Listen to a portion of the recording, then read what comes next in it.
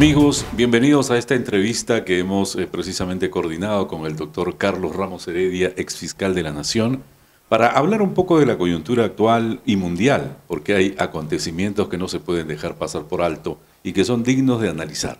Así que hoy estamos nuevamente con el doctor Carlos Ramos. Doctor, ¿qué tal? ¿Cómo está? ¿Cómo lo ha tratado esta pandemia que a todos nos ha desestabilizado un poco, pero tratamos de retomar en este momento las actividades continuamente como antes se hacían, ¿no? Evidentemente que después de la pandemia estoy un poco, como todos, un poco triste, recordando y dando nuestro mejor homenaje a aquellas personas que ya partieron y que por negligencia de un Estado inoperante se produjo una de las estadísticas más letales en la región, ¿no? Y como todos, sorprendidos todavía, recuperándonos poco a poco, muchos con bastante ánimo, con bastante ganas de poder establecer nuevamente los lazos necesarios para una convivencia pacífica dentro de un escenario de desarrollo para los niños, las niñas, adolescentes, que son precisamente a quienes debemos nuestros mejores esfuerzos, ¿no? Así es. Bueno, hay temas, como decía al inicio, que no podemos dejar pasar por alto, doctor, y que son dignos de analizarse, ¿no? Porque luego de esta pandemia, que son 2 años en los que hemos cumplido confinados muchos, algunos trabajando a medias, a distancia, el tema, si se quiere, global del Internet se ha convertido en una necesidad vital ya, no era como antes secundariamente, sino ahora es de principal importancia. Las cosas han cambiado, pero lo que no ha cambiado es nuestra realidad, y creo que nuestra realidad hoy en día merece un análisis, ¿no? Porque estamos viviendo cosas que de repente no se esperaban, y sobre todo porque la estabilidad jurídica ha sido afectada en el país, y de ahí queremos ver con su opinión y su experiencia qué nos puede decir al respecto y qué es lo que se puede venir para el país. Con respecto a la estabilidad jurídica, es un tema bastante amplio, tiene muchas variables, existen muchos fenómenos que se han producido durante la pandemia y sobre todo después, como consecuencia, una serie de daños colaterales que hemos vivido. Evidentemente, el tema político ha traído unas consecuencias fatales para el país, que es el último en recuperarse por una serie de hechos que han venido ocurriendo desde hace ya bastante tiempo y que debe preocuparnos a nosotros. Actualmente hay posiciones enfrentadas entre instituciones representativas como el Congreso y como el Poder Ejecutivo. Yo creo que es momento de saber qué es lo que vamos a hacer a continuación de estos episodios en los cuales somos testigos el día de hoy. Queremos saber a dónde vamos a apuntar, cuáles son las metas y objetivos. Por decir, quién podría ser el próximo presidente o presidenta de la República de nuestro querido Perú. Hay bastante gente que ya está criticando el tema de la coyuntura política y sabe las consecuencias que afectan la estabilidad jurídica que existe el día de hoy, pero en mi posición como catedrático, opinólogo, etcétera, yo creo que hay que preocuparnos también a dónde queremos llegar como país.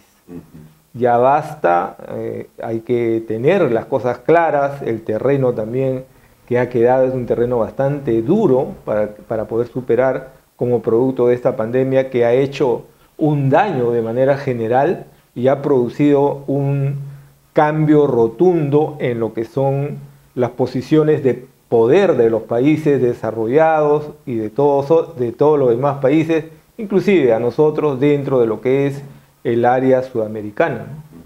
Antes de pasar al análisis del tema global, de lo que nos implica a todos como seres humanos de este planeta que cohabitamos, queremos también tocar un tema que nos parece importante y relevante.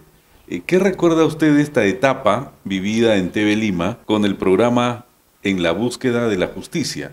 ¿Qué le ha dejado y qué es lo que quisiera de repente aprovechar o retomar y que se extraña de esas épocas en las que teníamos pues una vida cotidiana, mundana, habitual, normal, ¿no? Y que eso se ha quedado 2 años en stand-by, ¿no? Bueno, con respecto a la grata experiencia de TV Lima, en la que ha sido productor y director de ese programa, Yo no puedo más que saludar y darte un abrazo de agradecimiento y comunicar a las personas que nos oyen en esta oportunidad que de esa fecha, ahora la tecnología, el tema de ser un cibernauta más ha variado. ¿Por qué? Porque la tecnología ha dado un paso pero gigante en estos últimos meses, impulsados por un hecho bastante desagradable y lamentable como es la pandemia.